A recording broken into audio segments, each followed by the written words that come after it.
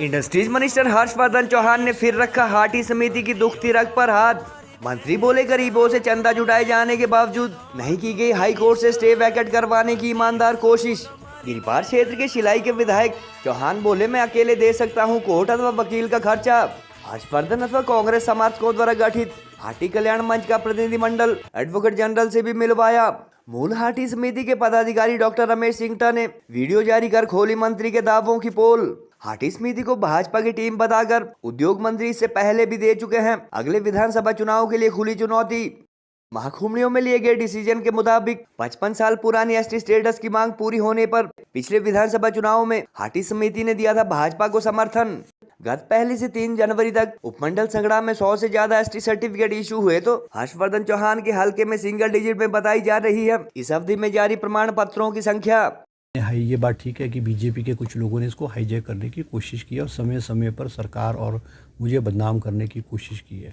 चुनाव के समय ये जो मुद्दा है जनता के बीच में उठाया जाता था। इसका जो चुनाव है 2022 का चुनाव है वो इस मुद्दे पे लड़ा गया है, मगर ट्रांसगिरी क्षेत्र की जनता ने, चाहे शिलाई चुनाव क्षेत्र की जीत है, चाहे रेनका चुनाव क्षेत्र की जीत है, सीटें हैं वो कांग्रेस पार्टी के विधायकों को जिताई है। और जो राजगढ़ का क्षेत्र भी इसमें आता है, ट्रांसगिरी में आता है, वहाँ से भी कांग्रेस का प्रत्याशी इसलिए हारा क्योंकि वहाँ पर कांग्रेस का बागी उम्मीदवार खड़ा था। तो जनता ने तो जो इस मुद्दे पर भारतीय जनता पार्टी को नकारा है। ये बात ठीक है कि केंद्र में भारतीय जनता पार्टी की सरकार थी, पार्लियामेंट से इन्होंने इसको जो है वो पास कराया। और सबसे बड़ी बात है 14 सितंबर 2022 को कैबिनेट स्वीकृति प्रदान करती है।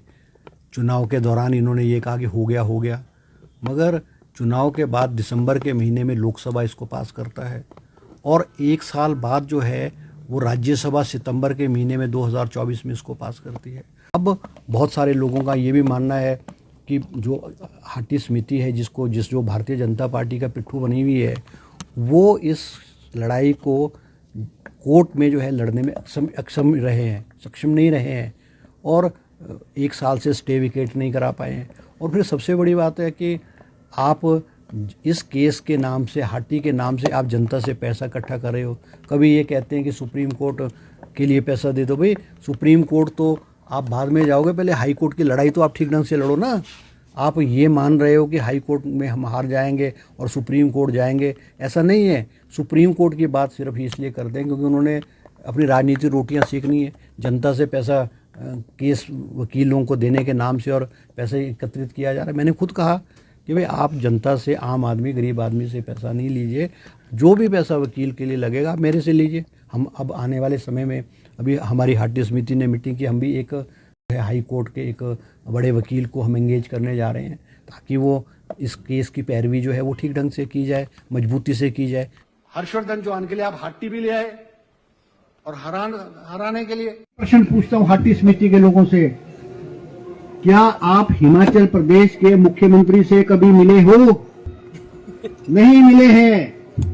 क्यों नहीं मिले? क्योंकि हाटी के जो लोग हैं, हाटी के पदाधिकारी हैं, उन्होंने जो है भारतीय जनता पार्टी का चोला पहना हुआ है। इसलिए वो हिमाचल प्रदेश के मुख्यमंत्री से मिलने की ना उनकी हिम्मत है, ना वो जुर्रत समझते हैं। मैं भारतीय जनता पार्टी और हाटी समिति से डरने वाला नहीं है। इन्होंने एड़ी चोटी का जोर लगा लिया मेरे से पिछली बार, और आप सबकी बदौलत और शिलाई के जो कांग्रेस पार्टी के लोग हैं, चाहे छोटा कार्यकर्ता है चाहे बड़ा कार्यकर्ता है, आपकी बदौलत जो है मैं आज यहाँ पर खड़ा होकर के हिमाचल सरकार में मंत्री के रूप में काम कर रहा हूँ। मुझे हाटी समिति से और भारतीय जनता पार्टी से कोई सर्टिफिकेट लेने की जरूरत नहीं है। मैं डंके के चोट पे बोलता हूँ, तुमने पहले भी जोर लगाया और तुम्हारे में और दम होगा और दम खमराया जाएगा ना तुम्हारे पास 2027 को, तो 2027 में भी दम खम लगा लेना। और मैं एक बात आपसे को कहना चाहता हूं जनता को कि भाई जब हाटी समिति का चोला पहना है तो भारतीय जनता पार्टी का चोला नहीं पहनना चाहिए।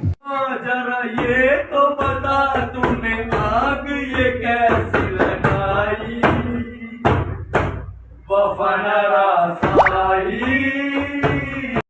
जो मंत्री जिनके सामने जब हम लोग जाते थे तो हमेशा ही हाटी मुद्दे पर खामियां गिनाते थे, लेकिन आज उनकी सोच में बड़ा बदलाव आया और आज वो तत्काल पहुंचे, एडवोकेट जनरल साहब के पास पहुंचे और वहां पर पैरवी की। लोगों से सुप्रीम कोर्ट के नाम पे, कोर्ट के नाम पर पैसा एकत्र किया जा रहा है, ये आरोप वो पहले भी लगा चुके हैं।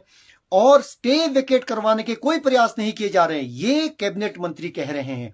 और प्रदेश में सरकार किसकी है? प्रदेश में सरकार कांग्रेस की है। 6 महीने तक क्वेरीज दूर नहीं किया। एफिडेविट में जो क्वेरीज रजिस्ट्री ने लगाई थी, उसमें केंद्रीय हाटी समिति ने खुद डिपार्टमेंट 10 से 12 डिपार्टमेंट में जो कागजात थे, जो आरटीआई में ओरिजिनल कागजात डॉक्यूमेंट राज्य सरकार के पास है, लेकिन केंद्रीय हाटी समिति ने आरटीआई का सहारा लिया। वो ट्रांसलेशन करके भी केंद्रीय हाटी समिति ने दी है। लेकिन आज मंत्री का ये कहना था कि ये बीजेपी की पिट्ठू बनी हुई है। उनके साथ कौन थे?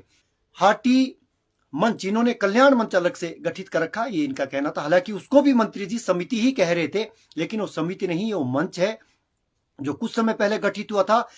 प्रदेश में कांग्रेस अथवा सुक्खू सरकार आने के बाद गिरिपार क्षेत्र के सबसे स्ट्रॉन्ग प्रेशर ग्रुप समझे जाने वाले हाटी समिति पर इंडस्ट्रीज मिनिस्टर हर्षवर्धन चौहान ने एक बार फिर तीखे तंज कसे और गरीबों से चंदा लेने के बावजूद हाईकोर्ट से स्टे हटाने की ईमानदार कोशिश न करने के आरोप जड़े। उद्योग मंत्री ने कहा कि वह अकेले हाईकोर्ट में चल रहे केस का खर्चा अथवा वकील की फीस दे सकते थे, मगर भाजपा द्वारा दशकों पुराने गिरिपार मूवमेंट को हाईजैक किया जा चुका है और हाटी समिति बीजेपी की पिट्ठू बनकर काम कर रही है। जानकारी के अनुसार कुछ अर्सा पहले गिरिपार के हर्षवर्धन अथवा कांग्रेस से जुड़े लोगों द्वारा गठित हाटी कल्याण मंच नामक पैरेलल ऑर्गेनाइजेशन के चंद लोगों को आज उद्योग मंत्री ने एडवोकेट जनरल से मिलवाया और इस मामले में सरकार के पक्ष को लेकर उनका भी स्टेटमेंट मीडिया के सामने जारी करवाया। उद्योग मंत्री का बुधवार का यह बयान सामने आने के बाद कई सोशल मीडिया यूजर कह रहे हैं कि एसटी सर्टिफिकेट इशू न होने से परेशान हाटी समिति अथवा गिरिपार के अपर कास्ट के लोगों के जख्मों पर मरहम लगाने की बजाय उद्योग मंत्री दुख तिरक पर हाथ रखने का काम कर रहे हैं। गौरतलब है कि प्रदेश में सत्ता परिवर्तन अथवा मिनिस्टर बनने के बाद हर्षवर्धन चौहान न केवल पब्लिक मीटिंग बल्कि विधानसभा के अंदर भी उन्हें हरवाने के लिए गिरिपार वासियों की 55 साल पुरानी एसटी स्टेटस की मांग केंद्र की भाजपा सरकार द्वारा पूरी करने की बात कह चुके हैं। इतना ही नहीं, हाटी समिति को भाजपा की बी टीम बताते हुए हर्षवर्धन अगले विधानसभा चुनाव में भी इस समिति को खुली चुनौती दे चुके हैं। हर्षवर्धन चौहान न केवल हाटी समिति के चंदे पर रुके बल्कि उन्होंने इस बात का भी जिक्र किया कि गिरिपार की सभी 150 के करीब पंचायतों ने हाटी मुद्दे पर भाजपा को नकार दिया है और लास्ट असेंबली इलेक्शन में जहां शिलाई व रेणुका जी हल्के में भाजपा की लुटिया डूबी, वहीं पछाद में कांग्रेस के बगावत के चलते रीना कश्यप मत बीजेपी कैंडिडेट कम मार्जिन से जीती।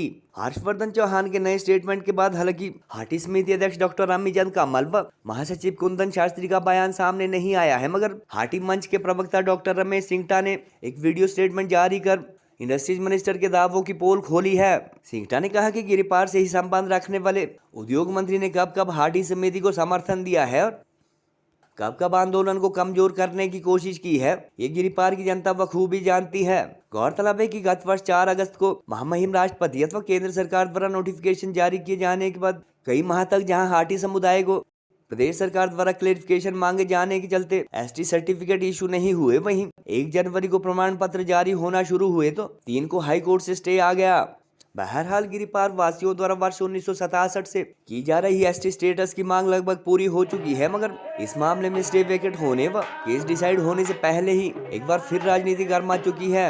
हर्षवर्धन के हाटी समिति के खिलाफ एक बार फिर मुखर होने का कारण 3 दिन पहले हाटी स्टूडेंट ऑर्गेनाइजेशन द्वारा एचपी यूनिवर्सिटी कैंपस में आयोजित भवार कल्चर इवेंट में पूर्व सीएम जयराम ठाकुर को बतौर चीफ गेस्ट आमंत्रित किया जाना भी बताया जा रहा है। Bhushan jewellers festival bonanza, lucky draw बदल देगा आपकी जिंदगी। 10,000 की खरीद पर 3 चमचमाती कार और 5 स्कूटियां। तो आज ही विजिट करें भूषण ज्वेलर्स सोलन।